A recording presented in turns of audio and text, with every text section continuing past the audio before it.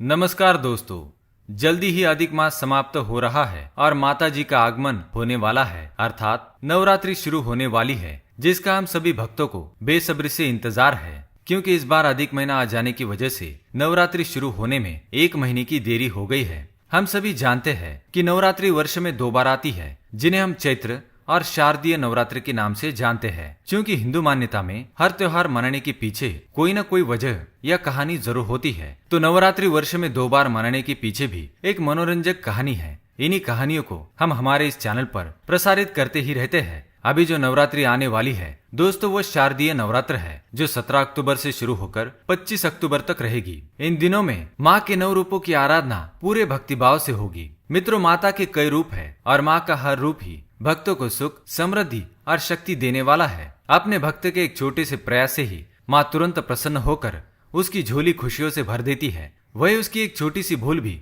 कई बार उन्हें नाराज कर जाती है। अर्थात जितनी जल्दी माँ प्रसन्न होती है उतनी ही जल्दी रुष्ट भी हो जाती है। अतः हम सभी को निरंतर प्रयास करना चाहिए कि माँ को सदैव प्रसन्न रखें। दोस्तों, हम ये तो अच्छी तरह से जानते हैं कि नवरात्रि में हमें ऐसे क्या क्या काम करने चाहिए जिससे माँ हम पर प्रसन्न हो जाए और हम पर कृपा करके हमें मनचाहा फल प्रदान करे, जो हम करते ही हैं। पर क्या हम ये जानते हैं कि हमारी किन गलतियों से माँ नाराज हो सकती है और हमें उनके क्रोध का सामना तक करना पड़ सकता है? तो आज के हमारे इस वीडियो में हम बड़े ही सटीक, आसान और सरल शब्दों में आपको बताने जा रहे हैं कि नवरात्र में वो क्या काम है जो हमें बिल्कुल भी नहीं करने चाहिए। तो दोस्तों, इस वीडियो को अंत तक जरूर देखिए और देखिए कि अनजाने में पहले कभी आपसे ये गलतियां तो नहीं हो रही थी और कहीं इन्हीं गलतियों की वजह से ही आप माँ की कृपा से वंचित हो रहे थे और सारे जतन करके भी माँ आप पर खुश नहीं हो रही थी। तो चलिए जल्दी से शुरू करते हैं आज का हमारा ये वीडियो, ताकि आप भी इन गलतियों को करने से बचे और माँ की कृपा के पात्र बने।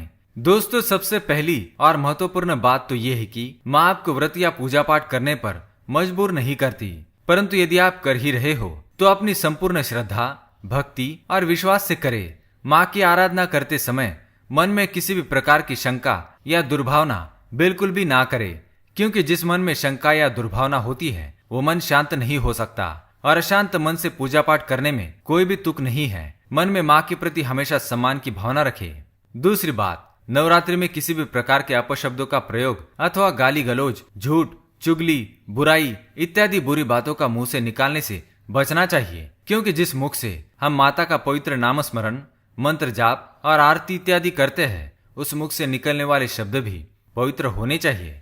तीसरी बात, नवरात्रि में हर तरह के मांस और तामसी आहार तथा शराब और तंबाकू आदि का सेवन कतई नहीं करना चाहिए, क्योंकि इससे मनुष्य का अपने मन और मस्तिष्क पर नियंत्रण नहीं होता है। तामसी आहार शरीर में उष्णता का निर्माण करता है, जिसका प्रभाव सीधा हमारे हृदय पर पड़ता है। और शराब, तंबाकू इत्यादि के क्या दुष्प्रभाव हमारे शरीर पर होते हैं, इनसे हम भलीभांति परिचित हैं। इसलिए जहाँ तक संभव हो सात्विक भोजन का ही सेवन करें, खासकर खट्टी चीजें खाने से परहेज करें। चौथी बात, किसी भी जरूरतमंद को और कन्या को अपने घर से खाली हाथ न जाने दे। किसी की मदद करने से माँ यूं भी बहुत प्रसन्न होती है और जरूरतमंद की मदद करने पर तो माँ की कृपा आप पर अवश्य ही होगी। और कन्या तो माँ का ही रूप होती है। इन दिनों में माँ कन्या के रूप में विचरण करती है। अतः यदि कोई कन्या हमारे घर से खाली हाथ चली गई तो समझो माँ को ही हमने खाली हाथ भेज दिया।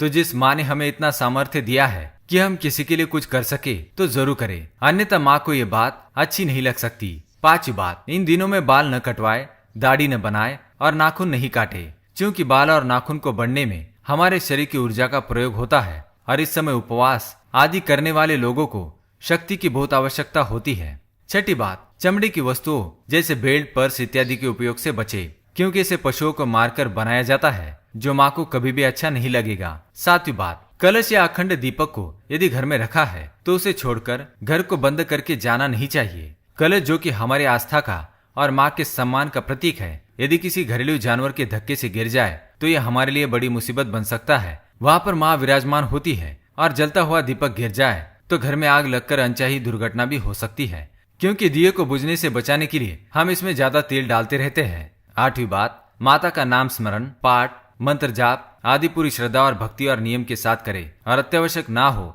तो बीच में ना उठे और ना ही किसी से बात करे, इससे आपका ध्यान भटकेगा। नवीं बात, दिन में ना सोए, क्योंकि श्री विष्णु पुराण के अनुसार नवरात्रि के समय दिन में सोना वर्जित है। इसके पीछे की रोचक कथा हम किसी और वीडियो में सुनेंगे। 10वीं बात, मासिक धर्म के समय मंदिर इत्यादि में जाने से बचे, क्योंकि कई और भी बातें हैं जो नवरात्रि के समय ध्यान में रखनी चाहिए जैसे। परंतु यदि उपरोक्त सभी बातों का ध्यान रखा जाए तो माँ हम पर अवश्य ही प्रसन्न होंगी, क्योंकि नवरात्रि शक्ति और भक्ति का पर्व है।